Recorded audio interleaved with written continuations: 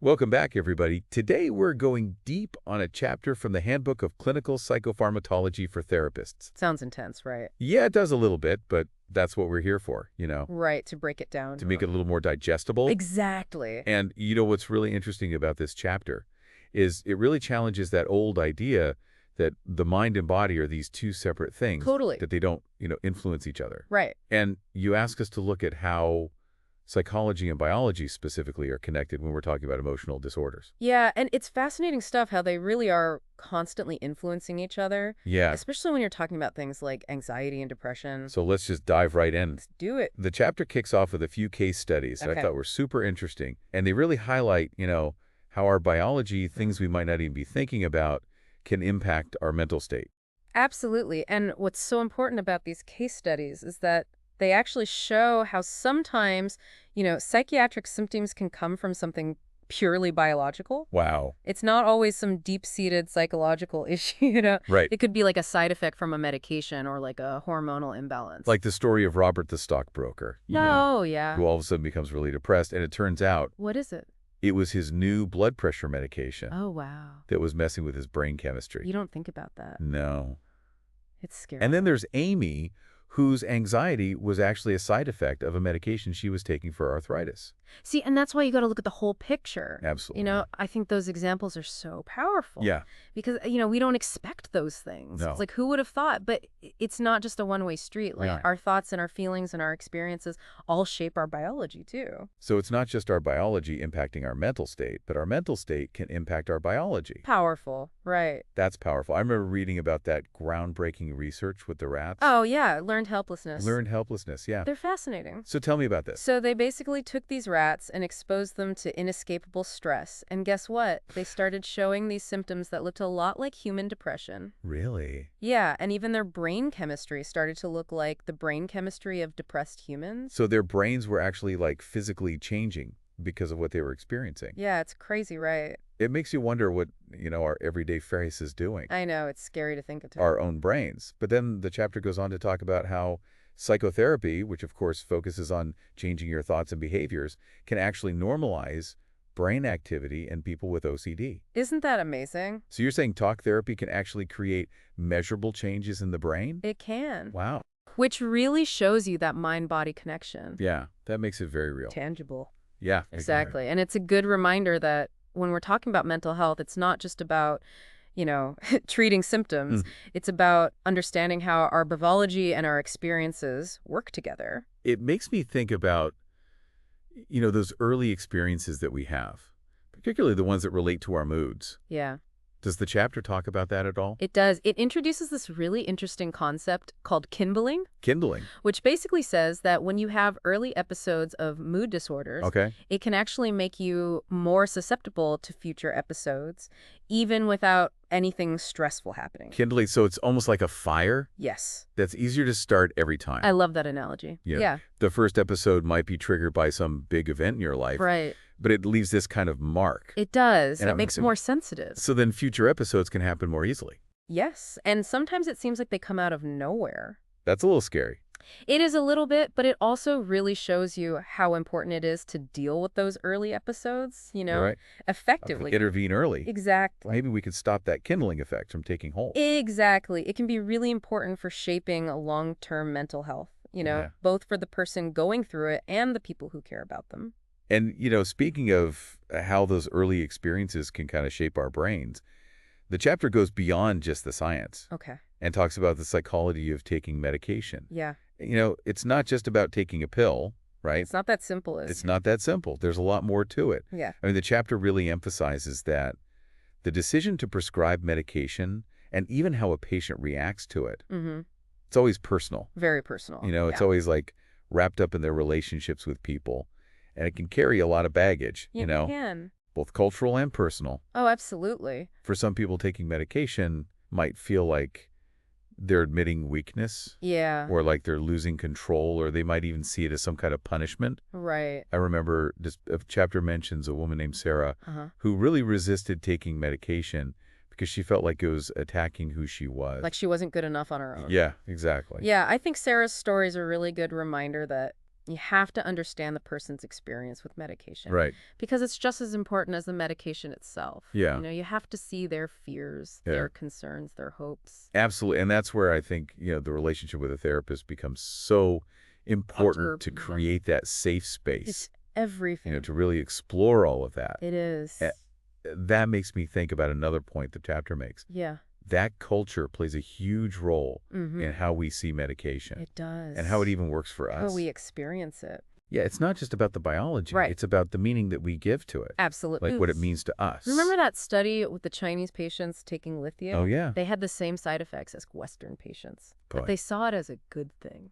Really? Yeah, they thought it was cleansing their bodies. Wow. So it just shows you how powerful culture is. Yeah. It shapes our whole experience. Even when we're talking about something like medicine, that seems so, Objective. objective. Yeah, so we've got biology, Yeah. we've got psychology. Culture. It's all intertwined. So it sounds like, if we really want to understand emotional well-being, we need to look at it through a very complex lens. I think so.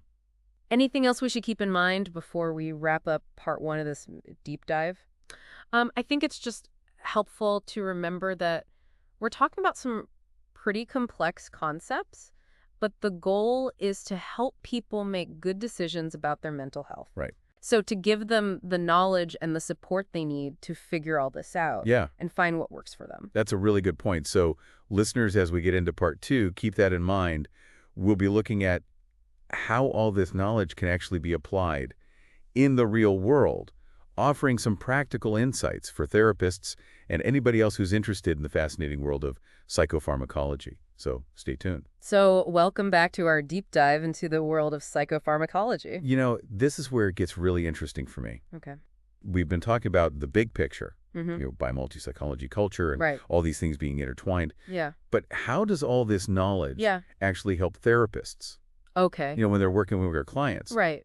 I mean, it's not like they can look inside their clients' brains, right? Right. They're not neuroscientists. But even so, just understanding that biological piece Okay. can make a huge difference in how they approach treatment. So Well, for one thing, it helps them understand that, mental health conditions, they're not just a matter of willpower right, or like character flaws. right. It's not just like get over it. Exactly. It's not like that. They Yeah. have a biological basis. Okay. Just like any other medical condition. And that must be so validating Yeah. for people who, The extreme. have been struggling and maybe feeling blamed or ashamed. Yeah, like it's their fault. Yeah. Yeah, exactly. And by understanding that biological piece, Okay. therapists can help their clients see that their struggles are real, Yeah. that they're valid, and that they can be treated. And it's not about, blaming the brain or anything. No, it's not about blame at all. But it's just about understanding that the brain plays a role. Exactly. So beyond validation, how else does this knowledge kind of help shape treatment? Well, it helps therapists make better decisions about what kind of treatment to use. Okay. So, for example, if someone's struggling with depression, Mm-hmm. and it seems like it's mostly biological, Okay. then medication might be a better option. Then just therapy. Yeah, than just therapy alone, at least at first. So it's not always an either-or situation. Exactly. It's not always one or the other. Sometimes it's both. Yeah. A combination of therapy and medication can be the most effective way to go. Yeah. The medication can help with some of those really tough symptoms. Like the really debilitating ones. Yeah, and that can make it easier for the person to actually do the work in therapy. Oh, so it's like clearing the path so they can do the deeper work. I love that. That's Yeah. a great way to put it. But even when medication is part of the picture, Yeah. the chapter really emphasizes that the whole process Mhm. of deciding to take it Yeah. and how the client feels about it. It's all about the relationship. It's all happening within that therapeutic relationship. Exactly. It's not just you go to the pharmacy and pick up a pill. Right. There's so much more to it. There's so much more to it, yeah.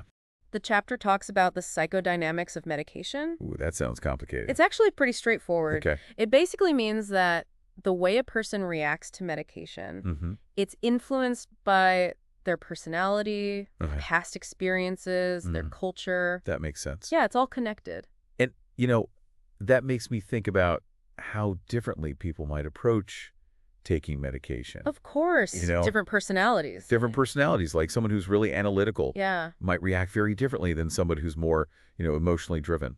absolutely. Can you think of some examples of how that might play out? I'm sure you have some good ones. I do. Okay, so imagine you have a client with a really dependent personality style. Okay. They might see medication as a way to like strengthen that bond with the therapist. Really? Yeah, almost like it's a symbol of being cared for. Oh, wow. So the medication itself becomes part of the therapy. Exactly. It's all part of that relationship. That's fascinating. It is, right. It shows you that medication, it's not just a chemical. Right. It has meaning. It means something. Yeah, it means something within the context of that relationship. So what about someone who's more obsessive compulsive? Oh, that's a good one. They might want to know every single detail about the medication. Like every little thing. Everything. You know how it works, the side effects. You might even find them making spreadsheets Spreadsheets, really? to track their symptoms. Wow. It's very systematic, Very systematic. very controlled. Which makes sense. Right. Which makes sense for that personality style. Yeah, absolutely. But what about someone with anxiety? Oh, yeah, that's a big one. Wouldn't taking medication maybe make them more anxious? That's a great point. And it happens a lot. Yeah. Because for someone who's already anxious at the idea of taking something that could change their brain chemistry, it can be really scary. Yeah. And they might worry about all the possible side effects. So it's like they need it, Right. but they're afraid of it. Exactly. It's a tough situation. So how do therapists handle that? Well, I think the key is to be aware Mhm. and to be sensitive to the person's fears. Yeah. And by understanding, those psychological factors, therapists can kind of see those challenges coming in, Right. talk about them Yeah. openly, Yeah. create a more supportive experience. So it's all about individualizing treatment. It is. It's not just about, here's the diagnosis, Right. here's the pill. It's not one size fits all. It's about really seeing that person. It's about understanding the individual Yeah. and, the decision to take medication or not to take medication. Right. It's a big decision. It is. It's very personal, and it usually comes with a lot of complicated emotions. Hmm. So therapists need to approach that conversation with a lot of empathy Yeah. and respect and really try to understand the person's perspective. That's a good point. And this whole conversation is making me realize that there's just so much more to this whole thing Oh, yeah. than just, prescribing pills. It's way more than that. It's about understand. It's about the whole person. Yeah. And like we were talking about before, culture plays a big role, too. Culture. Absolutely. I can't forget about that. We can't forget about culture. Like, how medication is seen in different cultures. Exactly. How it's used, how people experience it. And remember that study we talked about? With the Chinese patients? Yeah. And how they saw the side effects. In a positive way? That was a perfect example. Yeah. How your culture can change your whole experience. Absolutely. And it's not just about beliefs No. and interpretations. There's also biological differences real between ethnic groups that can affect how our bodies process medication. Wow. So it's complicated. Yeah, so it's like this multi-layered puzzle. It is a puzzle. It's not just about finding the right medication. No. It's about understanding the individual, Right. their culture, Their and how background. all these pieces fit together. It's like a big jigsaw puzzle. Yeah. And that's why it's so important for therapists to be sensitive to those cultural differences. Yeah. And to look at the whole picture. Yeah, to take a holistic approach. Holistic, exactly. But But that sounds like a lot to juggle. it is a lot, but it's also really rewarding when Yeah. you can help someone navigate all of that Yeah. and find what works for them. And find the right path. Exactly. Yeah, and this whole conversation has really highlighted for me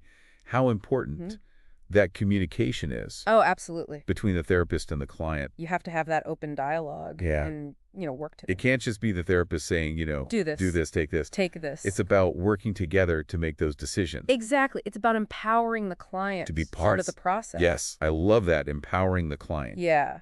That's a great way to sum it up. But before we move on to part 3, Okay.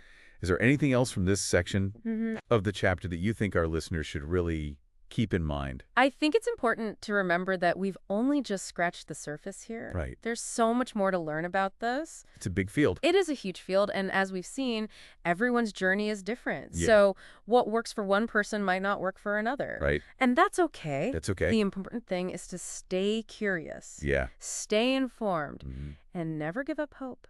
So well said. So, listeners, as we head into the final part of our deep dive, Okay. keep that in mind. Yeah, We'll be exploring even more insights from this chapter, we will. including, looking at some specific medications and therapeutic approaches. Sounds good. But remember, this is all about empowering you, not overwhelming you. Right. So stay tuned.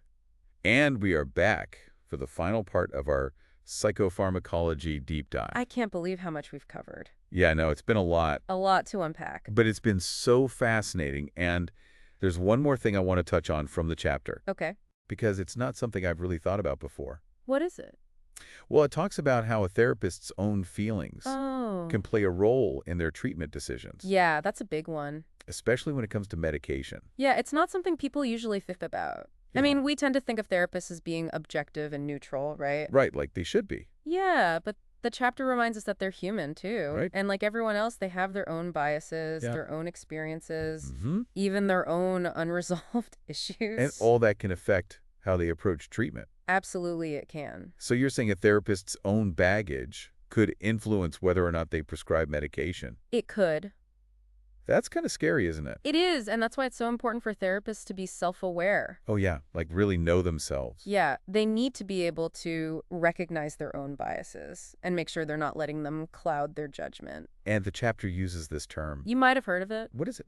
Countertransference. Countertransference. It basically means that the therapist's own feelings are getting tangled up in the therapy. Yeah. You know, like their own unresolved stuff. Yeah. It can really distort how they see things and lead them to make decisions that aren't really in the best interest of the client. So can you give me like a real-world example of how that might happen? Sure, imagine a therapist who's personally uncomfortable with strong emotions. Okay. They might be more likely to suggest medication to kind of dampen those emotions in their clients Really? instead of working through them in therapy. Oh, wow. So instead of dealing with the client's needs directly, Mm-hmm. they're trying to manage their own discomfort. Yeah, unconsciously. That's heavy. It is, and that's why it's so important for therapists to have their own therapy. Yeah, like they need to work on their own stuff. Exactly, and they need to get supervision from other therapists. Like someone to kind of check them. Yeah, someone to challenge their thinking Okay. and make sure they're providing the best possible care. It's a good reminder that therapy, even with all its benefits, Mm-hmm. it's still a human process. Absolutely. With all the, Messiness. that comes with being And human. imperfections. Imperfections, exactly. Even the best therapists can make mistakes, Yeah. especially if they're not careful, So it's about knowing your weaknesses recognizing them, and working on them. and taking steps to manage them. This has been such a great conversation. It has. And you know what I'm taking away from all this? What's that? Is that prescribing medication, Yeah, it's a really big deal. it is. It's not something to be taken lightly. Definitely not. You really have to think about the individual, You have to understand their needs, their their preferences, situation, all of it. their values. The risks, the benefits. Absolutely. It's definitely not a one-size-fits-all situation. No, two people are alike. Exactly. And their treatment shouldn't be either.